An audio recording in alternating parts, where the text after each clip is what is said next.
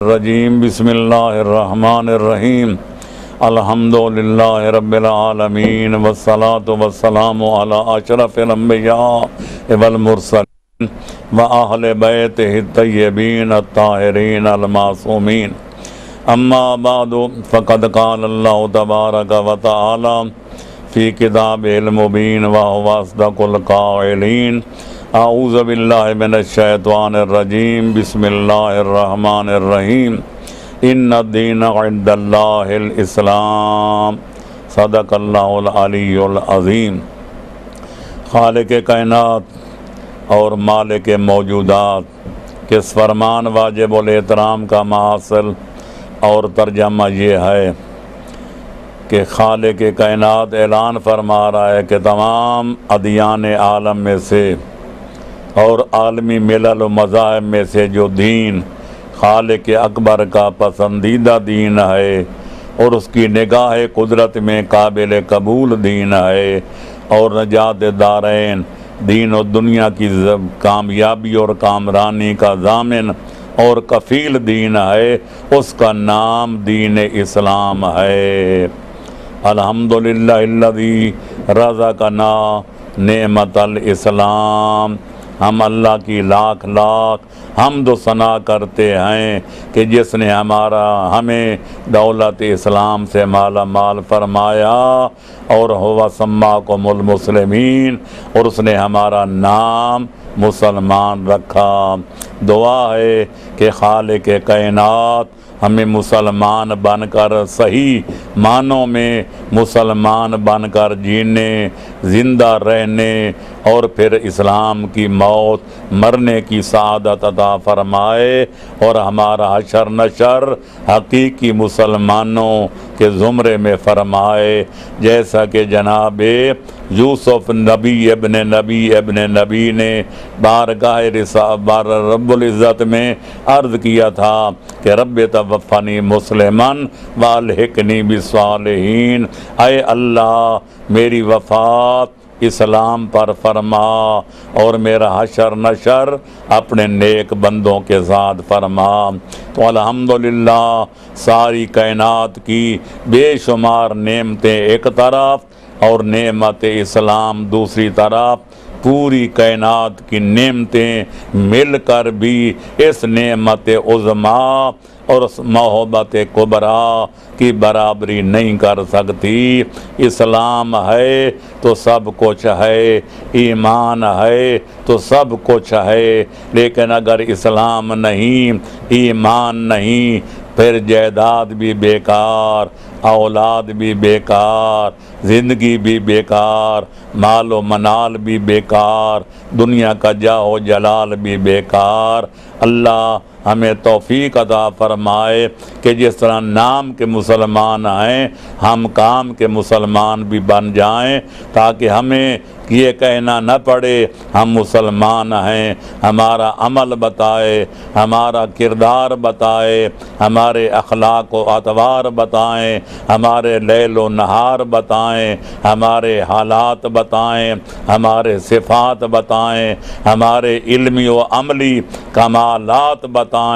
کہ ہم مسلمان ہیں۔ ہمارا خدا واحد لا شریک ہے، ہمارا پیغمبر سید الرسل و سید الانبیاء ہے، خاتم الانبیاء والمرسلین ہے، اور ہمارے سید و سردار ہمارے امام علی سے لے کر مہدی تک سید الاولیاء ہیں، سادات الاوصیاء ہیں۔ لہذا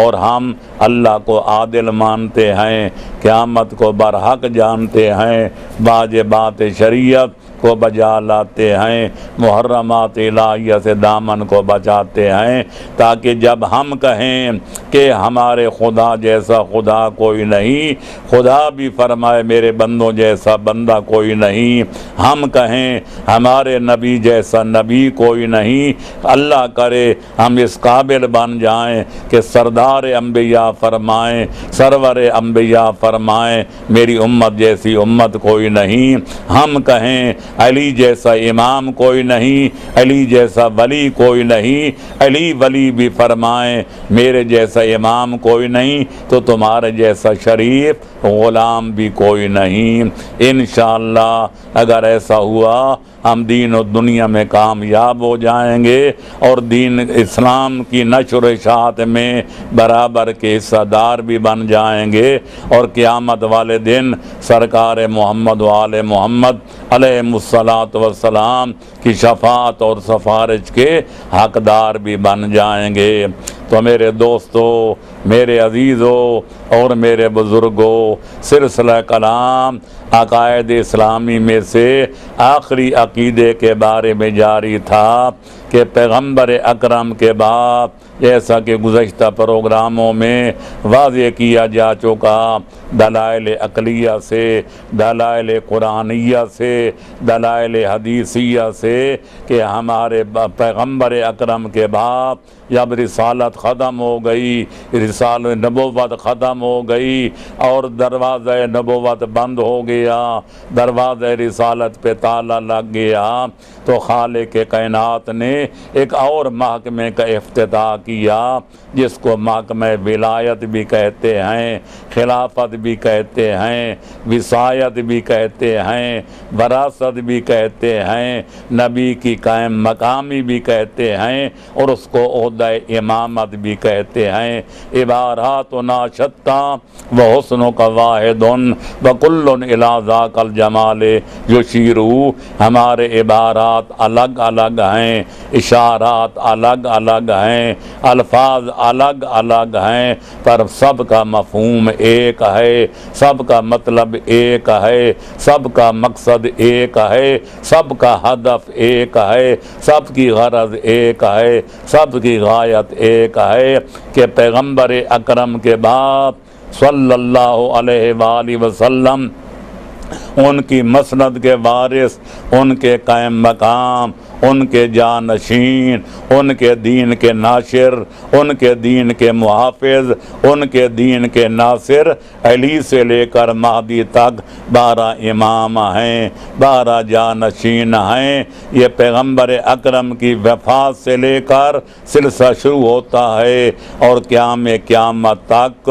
یہ قائم رہے گا، دائم رہے گا۔ علی سے لے کر امام حسن عسکری تک 11 امام دنیا میں تشریف لائے اور اپنے فرائض انجام دے کر کامیابی و کامرانی کے ساتھ اپنے پروردگار کی بارگاہ میں سرخ رو ہو کر کامیاب و کامران ہو کر چلے گئے، اور اب 12ویں لال ولایت کا دور ہے جو ان کو ہادی مہدی کہتے ہیں، قائم آل محمد بھی کہتے ہیں۔ انشاءاللہ آنے والے پروگراموں میں ان کے وجود وجود پر جو تبصرہ کیا جائے گا۔ سر دست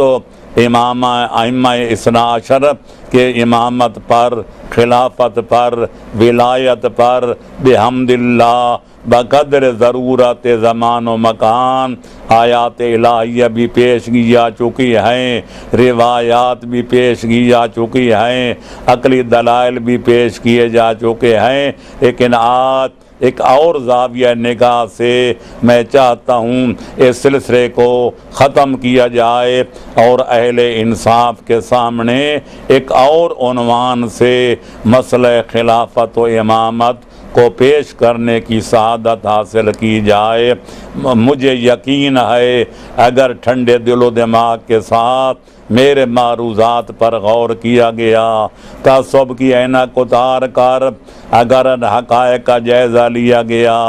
اگر اپنے آباء و اجداد کی عمدی تقلید کا پٹا توڑ کر حقائق کا جائزہ لیا گیا، تو انشاءاللہ واضح طور پر یہ نظر آ جائے گا کہ پیغمبر کے قائم مقام کون ہیں، دنیا کے ہادی و امام کون ہیں، اور پیغمبر اکرم کی مسند پر قدم رکھنے اور بیٹھنے کے حقدار کون ہیں، روادار کون ہیں۔ اور وہ اس طرح ہے، میں عرض کروں گا کہ پہلے خلت نبوت اور اپنا رسالت کے سلسلے میں عرض کیا جا چکا ہے۔ ایک پروگرام میں نے اس موضوع پر کیا تھا کہ جو کوئی آدمی نہ کوئی نبی کوئی رسول اس وقت تک مسند رسالت اور مسند جو ہے نبوت پر بیٹھ نہیں سکتا جب تک اس کے اندر 5 ملکات موجود نہ ہوں، 5 عدد صفات جلیلہ اور جمیلہ موجود نہ ہوں۔ یہ عقل کا فیصلہ بھی ہے، شریعت کا فیصلہ بھی ہے، طبیعت اور فطرت کا فیصلہ بھی یہی ہے کہ ہر نبی کے لیے ضروری ہے کہ جب وہ نبوت کا دعویٰ کرے تو وہ عالم علم لدنی ہو، خالق کائنات کہ مدرسہ لدنی سے فراغت کی سند لے کر آئے اور اپنی امت کے ضروریات کے مطابق علم کی دولت لے کر آئے۔ اگر کوئی نبی نبوت کا دعویٰ کرے لیکن وہ دنیا کے کسی سکول میں کسی استاد کے سامنے زانو ادب کبھی جھکا چکا ہو، وہ سب کچھ ہو سکتا ہے لیکن اللہ کا نبی اور رسول نہیں ہو سکتا۔ اور دوسری بات جو کسی بھی نبی کے لیے ضروری ہے اور جس کے بغیر کوئی نبی عہد نبوت پہ فائز نہیں ہو سکتا، وہ یہ تھی کہ وہ معصوم عن الخطا ہونا چاہیے، یعنی محض سے لے کر لحد تک اس کا دامن عصمت ہر قسم کے صغیرہ اور کبیرہ گناہوں سے اس طرح صاف اور شفاف ہونا چاہیے کہ ساری دنیا کے مخالف اکٹھے ہو کر بھی زور لگائیں اس کے دامن عصمت پر کسی صغیرہ یا کبیرہ گناہ کا کوئی چھینٹا ثابت نہ کر سکیں۔ دشمنوں کو بھی گردن جھکانی پڑ جائے اور اقرار کرنا پڑ جائے کہ ماننا یا نہ ماننا ہمارے اختیاری فعل ہے، لیکن اس کا دامن اتنا صاف ہے کہ صادق بھی ہے، امین بھی ہے، اس کے دامن کردار پر کسی گناہ کا کوئی دھبا ثابت نہیں ہے۔ اس کے بغیر کوئی نبی نہیں ہو سکتا، کوئی رسول نہیں ہو سکتا۔ اور تیسری صفت جو ہر نبی کے لیے ہر رسول کے لیے لازم تھی وہ یہ ہے کہ اس کو ایسے اعلیٰ خاندان کا فرد فرید ہونا چاہیے، ایسے خاندان کا چشم و چراغ ہونا چاہیے کہ جس کے آباء و اجداد میں حضرت آدم تک چلے جاؤ، نہ اس کے سلسلے آباء میں کوئی بدکار نظر آئے، نہ کوئی بت پرست نظر آئے، نہ کوئی مشرک و فافر نظر آئے، نہ سلسلے امہات میں کوئی عورت بدکار نظر آئے، خطا کار نظر آئے۔ اس کا خاندان اتنا عظیم ہونا چاہیے کہ ساری کائنات کے دشمن مل کر بھی اگر زور لگائیں اس کے آباء و اجداد کی طرف، اس کی امہات اور جدات کی طرف کوئی انگلی اٹھا کر اشارہ نہ کر سکے کہ فلانا ایسا تھا یا فلانی ایسی تھی۔ یہ ضروری ہے ورنہ نبوت پر پانی پھر جائے گا، لوگ کہیں گے بابا ایسا تھا تے دادا ایسا تھا تے ماں ایسی تھی تے آج بیٹا نبوت کا دعویٰ کر رہا ہے۔ اس لیے ضروری ہے کہ نبی کا دامن خاندان ہر قسم کے گناہوں کی علیشوں سے اور عیب و ریبوں سے پاک و صاف نظر آئے۔ اور چوتھی صفت جو ہر نبوت اور رسالت کے دعوے دار کے لیے ضروری تھی اور جس کے بغیر نہ کوئی نبی ہو سکتا ہے نہ کوئی رسول ہو سکتا ہے، وہ یہ تھی کہ اس کو بہادر اور دلیر ہونا چاہیے اور مقام شجاعت میں اللہ کا شیر ہونا چاہیے، کیونکہ یہ بات واضح کی جا چکی ہے کہ نبی جب نبوت کا دعویٰ کرتا ہے، کوئی رسول جب اعلان رسالت کرتا ہے تو لوگ کئی قسم میں بٹ جاتے ہیں، کئی لوگوں مختلف گروہوں میں تقسیم ہو جاتے ہیں۔ کچھ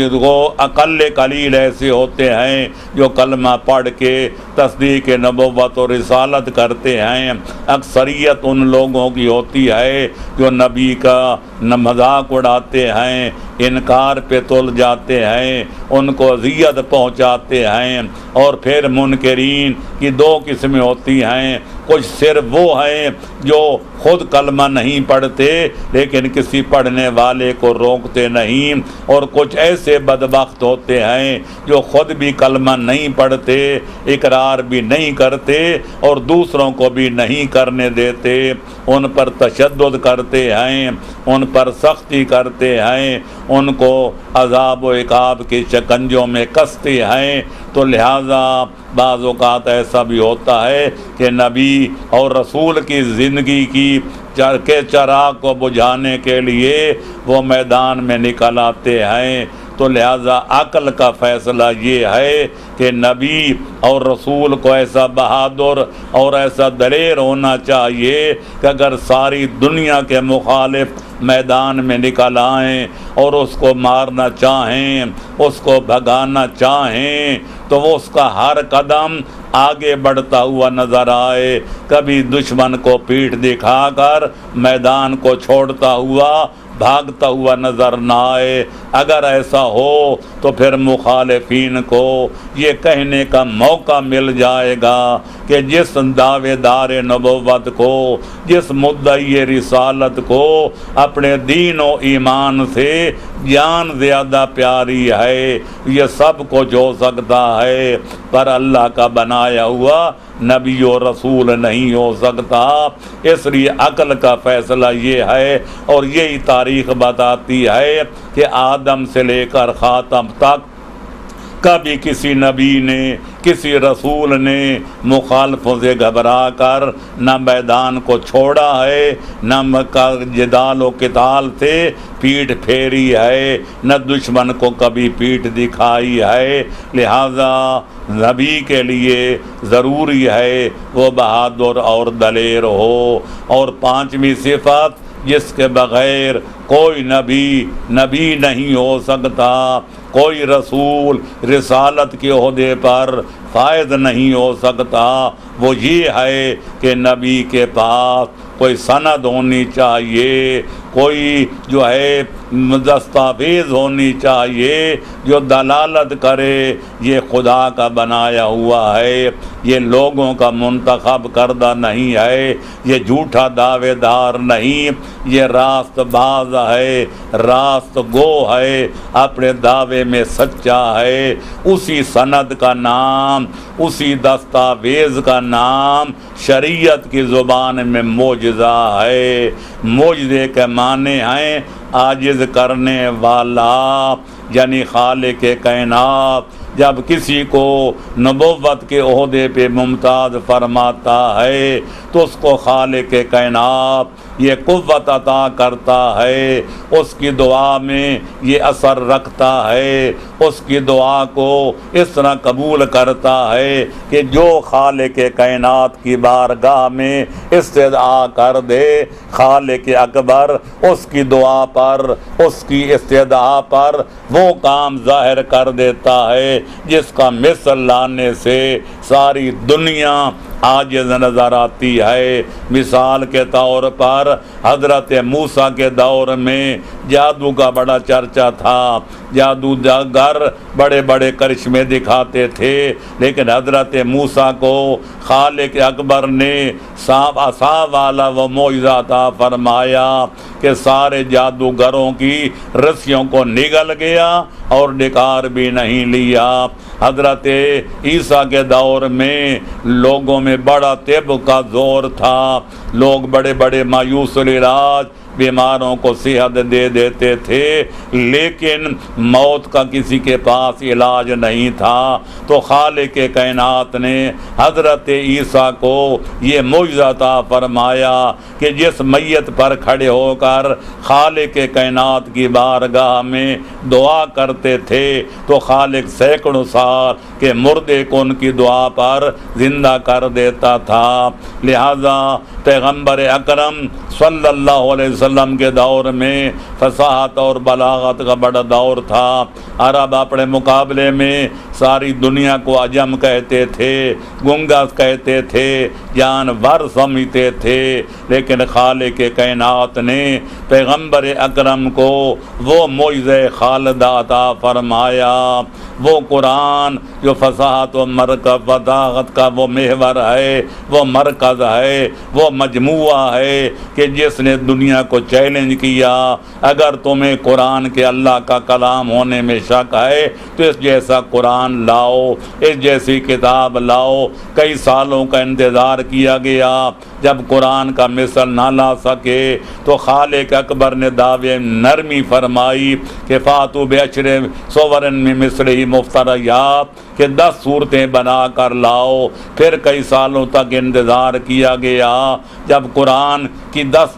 صورتوں جیسی صورتیں دنیا نہ لا سکی تو خالق نے ان کو اور جھوٹوں کو گھر تک پہنچانے کے لیے فرمایا فاتو بصورت میں مثلہ، اگر 10 صورتیں نہیں لا سکتے، قرآن کی بڑی بڑی صورتیں بھی ہیں، چھوٹی چھوٹی 4 آیتوں والی صورتیں بھی ہیں، تو قرآن جیسی ایک صورت بھی لا کے دکھا دو۔ 1400 سال کی تاریخ اسلام گواہ ہے کہ بڑے بڑے دعوے داران فصاحت، بڑے مدعیان بلاغت، ان کی زبانیں گنگ ہو گئیں، زبانوں پہ تالے لگ گئے، ان کی ہمتیں جواب دے گئیں، اور آج تک قرآن جیسی ایک صورت بھی کوئی بنا کے نہ لا سکا۔ تو یہ دلیل ہے کہ قرآن خالق مخلوق کا کلام نہیں، یہ خالق اکبر کا کلام ہے، اور پیغمبر اسلام کا وہ معجزہ خالدہ ہے جو کل بھی معجزہ تھا، آج بھی معجزہ ہے، اور صبح قیامت کے طلوع ہونے تک یہ معجزہ رہے گا۔ لہذا نبی کے لیے صاحب معجزہ ہونا ضروری ہے، جو اس کے دعوے کی صداقت پہ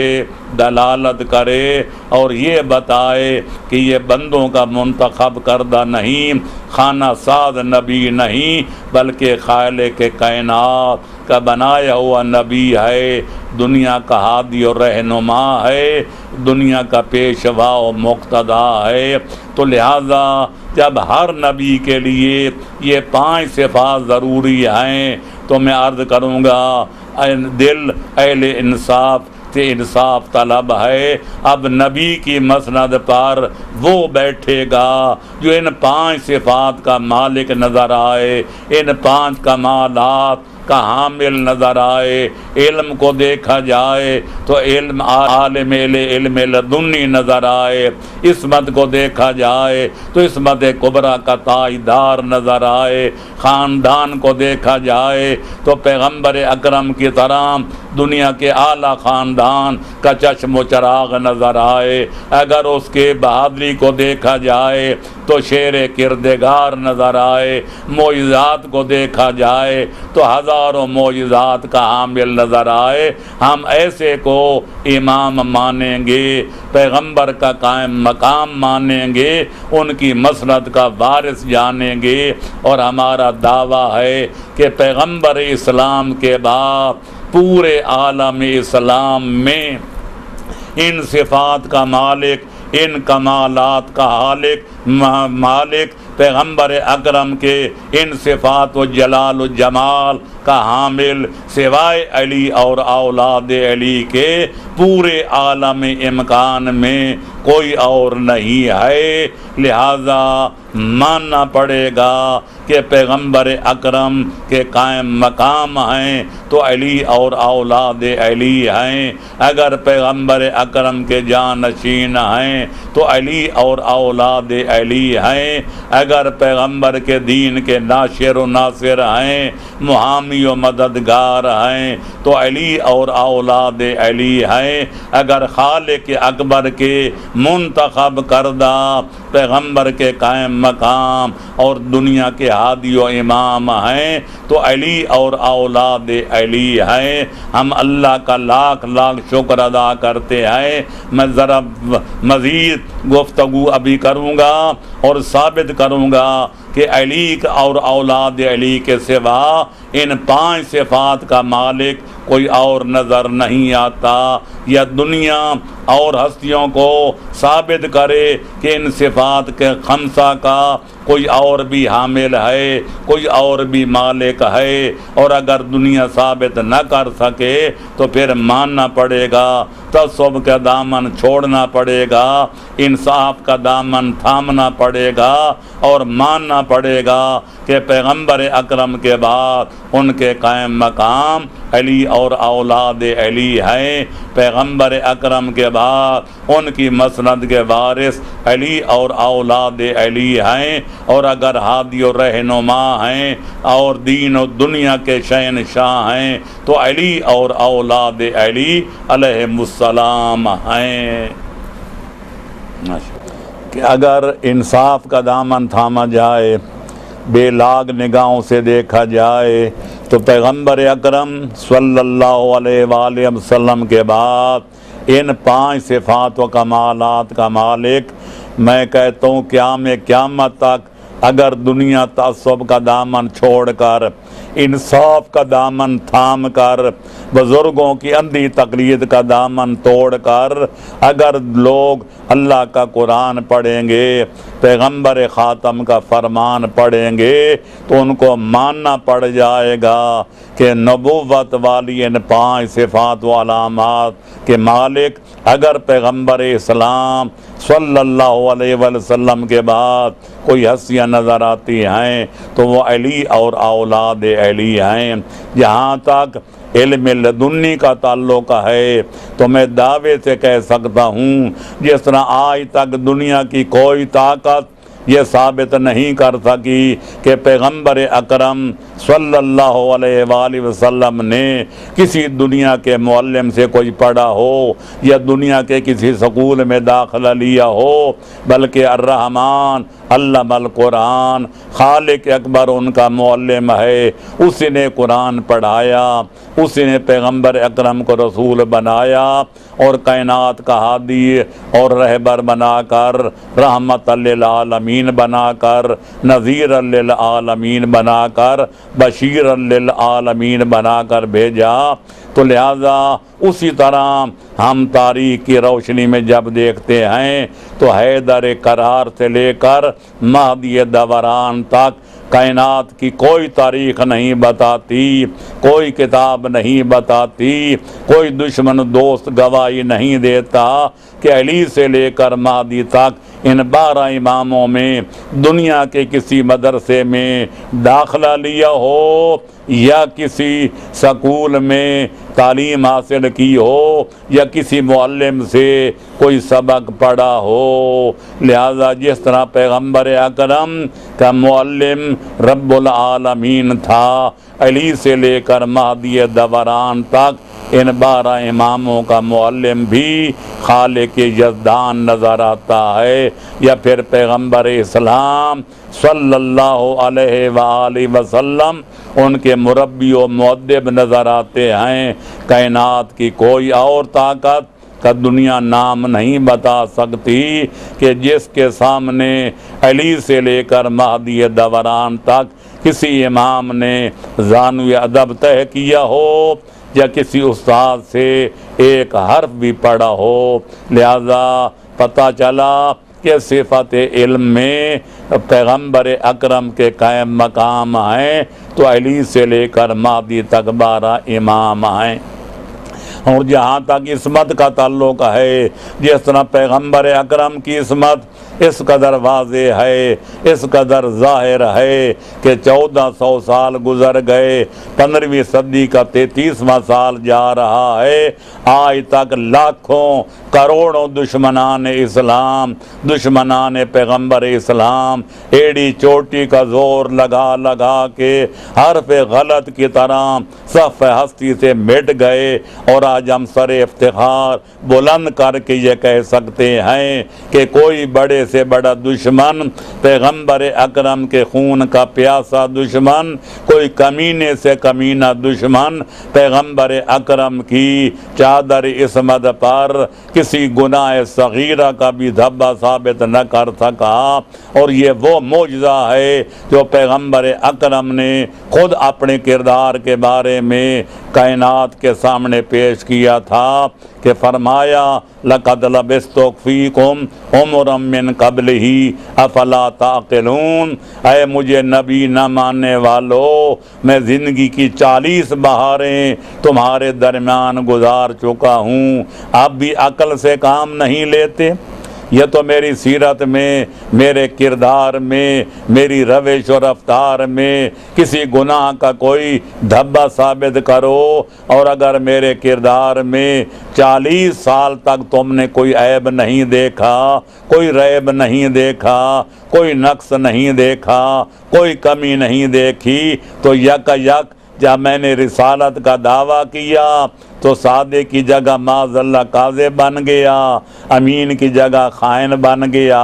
کوئی عقل سے کام لو۔ تو لہٰذا جس طرح آج تک پیغمبر اکرم کے بارے میں کوئی دشمن ان کا گناہ صغیرہ بھی ثابت نہیں کر سکا، ہم دعوے سے کہتے ہیں کہ بنی امیہ کا دور بھی گزرا، بنی عباس کا دور بھی دنیا نے دیکھا، بڑے بڑے دشمنان آل محمد کے دور گزرے، لیکن دنیا نے ایڑی چوٹی کا زور لگایا، بادشاہوں نے خزانے لٹوائے، جلادوں نے تلواریں کند کیں، ان کے ماننے والوں کے خون ناک بہائے گئے، ان کے فضائل کو مٹانے کی کوششیں کی گئیں، ان کے رذائل پھیلانے کی جد و جہد کی گئی، لیکن بحمدللہ 1400 سال کے بعد آج بھی دنیا مہتی ہے اور کہنے پر مجبور ہے، یا علی ما اقول فیک ختم اولیاء کا وآداؤ کل فضائل وما ذالک مالا خافقین شرکن و غربا۔ یا علی ابن بلدید کے جملے ہیں شرح نہج البلاغہ میں کہ یا علی میں حیران ہوں آپ کے بارے میں کیا کہوں، آپ وہ واحد شخصیت ہیں جن کے دوست شدت خوف و ہراس کی وجہ سے کمالات کو اجاگر نہ کر سکے، اور دشمن اپنی فطری دشمنی کی وجہ سے آپ کے فضائل کو مٹاتے رہے، آپ کی عظمت کو گھٹاتے رہے، لیکن حیران ہوں جدھر نگاہ اٹھتی ہے مشرق ہو یا مغرب، جنوب ہو یا شمال، ساری کائنات سیر فضائل سے گونجتی ہوئی نظر آتی ہے۔ تو لہذا جس طرح آج تک کوئی مائی کا لال پیغمبر اکرم کی سیرت و کردار پر کسی گناہ صغیرہ کبیرہ کا کوئی دھبا ثابت نہیں کر سکا، ہم سر افتخار بلند کر کے کہہ سکتے ہیں کہ بڑے بڑے نازک دوروں سے گزرنے کے باوجود دنیا آج تک علی اور اولاد علی کی سیرت اور کردار کی چادر پر، ان کی چادر تطہیر پر، ان کی رسائے عصمت پر، ان کی کسائے طہارت پر کسی صغیرہ بلکہ ترک اولا کا بھی کوئی دھبا ثابت نہ کر سکا۔ علی کل بھی علی تھے، آج بھی علی ہیں، اور انشاءاللہ قیامت تک علی رہیں گے۔ لہذا ان کی عصمت و طہارت جو ہے وہ ازر من الشمس بھی ہے تے ابی من الامس بھی ہے۔ لہذا اب آگے بڑھو، جہاں تک خاندان کا تعلق ہے، جو خاندان رسالت ہے وہی خاندان امامت ہے، جو خانوادہ مصطفیٰ ہے وہی دودھ مان مرتضیٰ ہے، اور ظاہر ہے سیرت ابن ہشام موجود ہے، سیرت حلبیہ موجود ہے، باقی سیرت زین دہلان موجود ہے، تاریخ اسلام موجود ہے کہ پیغمبر اکرم وسلم نے فرمایا کہ خالق کائنات نے کائنات کو پیدا کرنے کے بعد مخلوقات پر نظر ڈالی، ان میں سے بنی کنانہ کو منتخب کیا، پھر دوبارہ نظر انتخاب ڈالی تو اس میں سے بنی قریش کو منتخب کیا، پھر بنی قریش پر نظر انتخاب ڈالی، اس میں سے بنی ہاشم کو منتخب کیا، اور جب چوتھی بار بنی ہاشم پہ نظر انتخاب ڈالی تو ان میں سے مجھے اور میرے بھائی علی ولی کو منتخب کیا۔ تو نبی بھی منتخب روزگار ہے، اور پیغمبر اکرم کے بعد علی اور اولاد علی بھی ایسے منتخب روزگار ہے کہ چشم فلک نے نہ پیغمبر جیسا کوئی خاندان دیکھا، نہ علی اور اولاد علی جیسا کوئی دودھ مان دیکھا۔ اسی خاندان کے چشم و چراغ ہیں جس خاندان کے چشم و چراغ جد الحسن والحسین ہیں۔ اور جہاں تک بہادری کا تعلق ہے، صفت شجاعت کا تعلق ہے، یہ ایسی نمایاں صفت ہے، ایسی واضح صفت ہے کہ جس طرح شمس نصف النہار پر ہو تو اس کا وجود کسی دلیل کا محتاج نہیں ہوتا،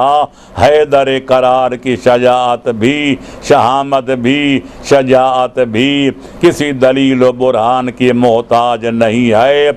آفتاب آمد دلیل آفتاب۔ میں اتنا عرض کروں گا، دنیا میں بہادر بھی بڑے بڑے گزرے ہیں، وہ ضلعوں کی تو کوئی تعداد کا شمار ہی نہیں کر سکتا، لیکن بڑے سے بڑے بہادر بھی گزرے ہیں۔ تو ایسا نظر آتا ہے کہ کوئی ایسے بہادر ہوتے ہیں سے دوست کو ان کے دوست ان کی مد و ثنا کرتے ہیں لیکن دشمن گواہی نہیں دیتے، کوئی ایسے بہادر بھی ہوتے ہیں کہ دشمن بھی دبی زبان میں ان کی بہادری کا اقرار کرنے پر مجبور ہو جاتے ہیں۔ لیکن علی کے سوا میں نے کائنات کی تاریخ میں کسی ایسے بہادر کا نام نہیں پڑھا کہ جس نے فرش زمین پہ رہ کر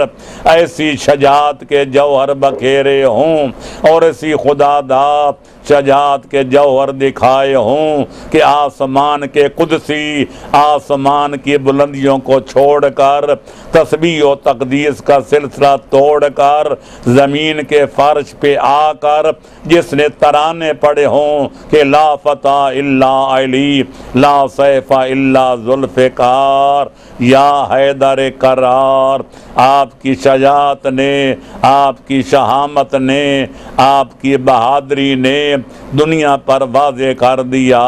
اور یہ کہنے پر آسمان کے قدسیوں کو بھی مجبور کر دیا کہ اگر کائنات میں کوئی تلوار ہے تو صرف ذوالفقار ہے، کوئی بہادر ہے تو صرف حیدر کرار ہے۔ تو میرے دوستو، میرے عزیزو، انصاف کرو، جنگ بدر سے لے کر آخری اسلامی جنگ تک مجھے دنیا ایک جنگ کا نام بتائے کہ جس جنگ کے فاتح اعظم پیغمبر اکرم کے باپ جناب حیدر کرار نظر نہ آئیں، یا پیغمبر اکرم کے اس غزوات میں ان کے علم بردار حیدر کرار نہ نظر آئیں۔ لہذا علی ہی وہ بہادر ہیں، علی وہ شجاع غضنفر ہیں کہ جن کی بہادری کے ترانے آسمان کے کرسی بھی پڑھتے ہیں اور اپنے پرائے مانتے ہیں۔ ابن بالحدید معتزلی نے شرح نہج البلاغہ میں لکھا کہ جب حیدر کرار کی شہادت ہوئی تو ان کو غسل دیا جانے لگا تو ان کے بدن کے اگلے حصے پر 19 زخموں کے نشان تھے جو مختلف جنگوں میں، کسی میں نیزہ لگا، کسی میں کوئی تیر لگا، کسی میں کوئی تلوار لگی، مولا کائنات کی پشت مبارک پر ایک زخم کا ایک نشان نہیں تھا۔ لہذا دلیل ہے کہ حیدر کرار صرف بہادر ہی نہیں تھے، وہ کرار بھی تھے، صرف کرار بھی نہیں تھے، وہ غیر فرار بھی تھے۔ انہی کے بارے میں پیغمبر اکرم اکرم صلی اللہ علیہ وآلہ وسلم نے میدان خیبر میں فرمایا تھا لأوتین الرایۃ غدا رجلا کرارا رجلا یحب اللہ ورسولہ ویحبہ اللہ ورسولہ ولا یرجع حتی یفتح اللہ علی یدیہ، میں ایسے قرار کو علم دوں گا جو قرار ہوگا، بڑھ بڑھ کر حملے کرنے والا ہوگا، جو فرار نہیں ہوگا، وہ اللہ اور رسول سے محبت کرتا ہوگا اور اللہ اور رسول اس سے محبت کرتے ہوں گے، اور اس وقت تک جنگ خیبر سے واپس نہیں لوٹے گا جب تک خالق کائنات اس کے دونوں ہاتھوں پر قلعہ خیبر کو فتح نہیں کر لے گا۔ لأوتین الرجل رایۃ غدا رجلا کرارا غیر فرار یحب اللہ ورسولہ ویحبہ اللہ ورسولہ ولا یرجع حتی یفتح اللہ علی یدیہ۔ لہذا ماننا پڑتا ہے کہ پیغمبر اکرم کے بعد پورے عالم اسلام میں علی جیسا کوئی بہادر اور کوئی شجاع اور کوئی دلیر نظر نہیں آتا، اور ان کے بعد ان کی اولاد سید الشہداء نے میدان کربلا میں 3 دن کا بھوکا پیاسا ہو کر شجاعت کے وہ منظر لوگوں کو دکھائے کہ لوگوں کو علی کی شجاعت بھی بھول گئی تھی۔ تو بہرحال جس امام کو جس قدر موقع ملا اس نے شجاعت کے جوہر دکھائے، کوئی ان میں ڈرپوک یا بزدل نظر نہیں آتا۔ اور جہاں تک آخری صفت کا تعلق ہے معجزات، تو میں عرض کروں گا جس طرح پیغمبر اکرم صلی اللہ علیہ وسلم کے معجزات کے بارے میں بعض مورخین نے 4000 تک پیغمبر اکرم کے معجزات شمار کیے ہیں، جن میں رد شمس بھی ہے، کمر کے 2 ٹکڑے ہونے کا معجزہ بھی ہے، اور ہزاروں معجزے ہیں۔ لیکن جناب امیر کے معجزات پر نظر ڈالی جائے تو پھر کتاب مدینۃ المعاجز موجود ہے، کشف الغمہ موجود ہے، بہار الانوار موجود ہے، مناقب الاسرار ابرار موجود ہے، ہزاروں کتابیں موجود ہیں۔ اگر جناب امیر کے معجزات کو اور ان کے آیات بینات کو دیکھا جائے تو پیغمبر اکرم کے معجزات کی تعداد سے ان کی تعداد بھی کم تر نظر نہیں آتی۔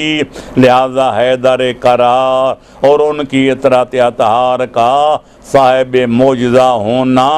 یہ دلیل ہے کہ پیغمبر اکرم کے 5 صفات کے مالک، عصمت کے مالک، علم لدنی کے مالک، خاندانی عظمت کے مالک، شجاعت و شہامت کے مالک اور معجزات نبویہ کے مالک علی اور اولاد علی ہیں، تو پھر ماننا پڑے گا پیغمبر کی مسند پر بیٹھنے کے اہل بھی یہی ہیں۔ اگر ڈاکٹر کی جگہ ڈاکٹر بیٹھتا ہے اور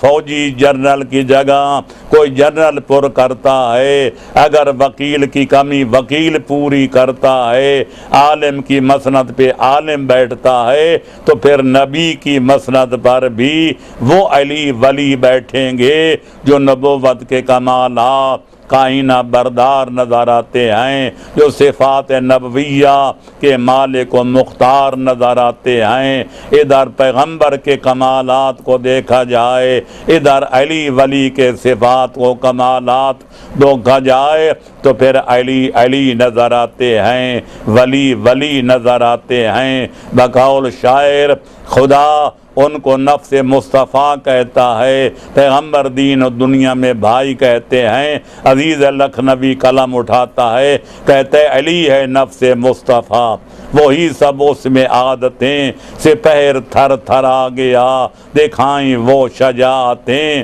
اور